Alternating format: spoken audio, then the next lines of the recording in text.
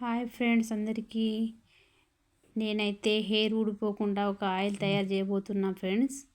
చూడండి, ఇది మందారం ఆకుని శుభ్రంగా కడిగి మొత్తం తుడిచి పెట్టాను. 10 ఆకులండి ఇవి. కళ్యామాకు ఒక 4 రెమ్మలు, ఈ ఉసిరికాయలు 3, మందారం పువ్వులు మొత్తం తొడిమె తీసేయాలి, ఒక 10 పువ్వులు, గోరింటాకు, కలబంద, ఆయిల్. దీన్ని ఎలా తయారు చేసుకుందామో చూద్దామండి. ముందుగా అయితే ఇవన్నీ మిక్సీ జార్లో పట్టుకోవాలి. ఇవన్నీ వేసి పువ్వులు, మందారం ఆకు,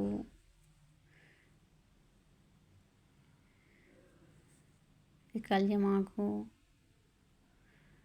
ఇది ఉసిరికాయలు, ఇది కలబంద, ఇవన్నీ వేసి కొంచెం కచ్చపచ్చగా పట్టుకోవాలండి. ఇది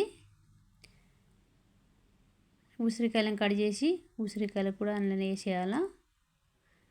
ఇవన్నీ కొంచెం మిక్సీ జార్లో వేసి కొంచెం కచ్చపచ్చగా పట్టుకోవాలండి. ఇది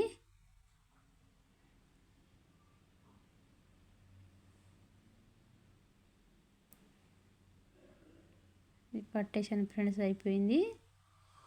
ఒక స్టీల్ గిన్నెలో ఆయిల్ పోసేద్దాము.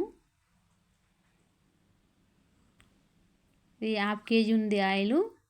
ఎప్పుడైతే 1 కేజీ అట్లా చేస్తానండి. 6 నెలలు, సంవత్సరం స్టోర్ ఉంటుంది, పాడు కాదు, స్మెల్ కూడా బాగుంటుంది. హెయిర్ అయితే బాగా పెరుగుతుంది, ఒత్తుగా నల్లగా వైట్ హెయిర్ రాదు, షైనింగ్ వస్తుంది.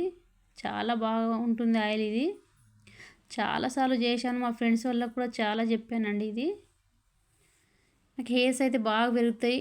మా వారికి ఇష్టం లేక నేను కట్ చేసుకుంటా. మొత్తం ఆయిల్ పోసేసి కొంచెం వేడైనాక దీంట్లో కొన్ని మెంతులు హెయిర్స్కి చాలా మంచిది.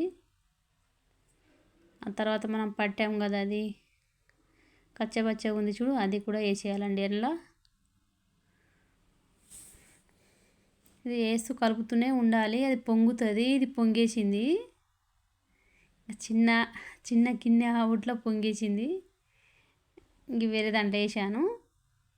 దీన్ని తింపుతూనే ఉండాలి, మంట కొంచెం తక్కువ పెట్టి తింపుతూనే ఉండాలి. ఇది మొత్తం కలర్ ఇలా అయిపోయింది. బ్లాక్ అయినాక స్టవ్ కట్టేసి దీన్ని ఒక పల్సటి టవాల్ వేసి దాన్ని మొత్తం వడగట్టుకోవాలండి. ఇట్లా వేసి చల్లారినాక వడగట్టుకోవాలి, లేకపోతే చేదు కాలుద్ది. మొత్తం వేసి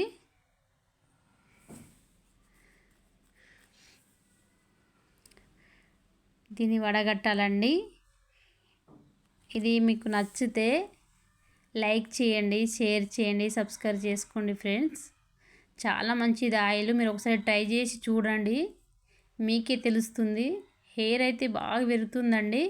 హెయిర్ పెరగని వాళ్ళు అయితే ట్రై చేయొచ్చండి. ఇది ఒకసారి ట్రై చేసి చూడండి, మీకే తెలుస్తుంది. దీంతో ఈ వాసనకు అసలు పెయిన్లు కూడా ఉండవండి. నేనైతే చాలా పిల్లలకు చేసి ఇచ్చిన. ఇలా చాలా బాగుంది ఫ్రెండ్స్. బాయ్.